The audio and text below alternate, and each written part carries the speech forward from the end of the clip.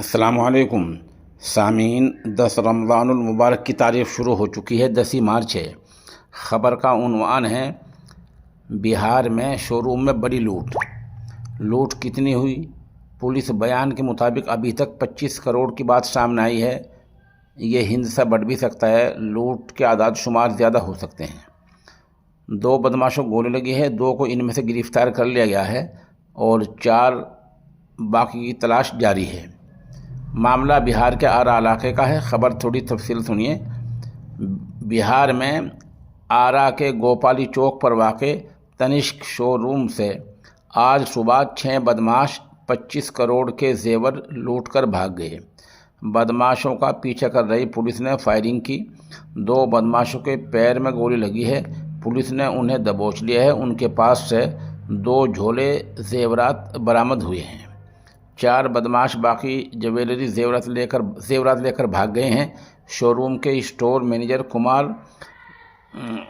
मृत्युंजय ने बताया कि शोरूम में 50 करोड़ से ज़्यादा के जेवरात थे। मुजरिमों ने 25 करोड़ के गहने लूट लिए हैं। आज सुबह तकरीबन 10 बजे 3 बाइक से आए 6 बदमाशों ने शोरूम में बाहर खड़े गार्ड के साथ मारपीट करके उसका हथियार भी छीन लिया। शोरूम में दाखिल होते ही शटर अंदर से बंद करके लगभग 22 मिनट तक दोनों फ्लोर दोनों मंजिलों में लूटपाट की।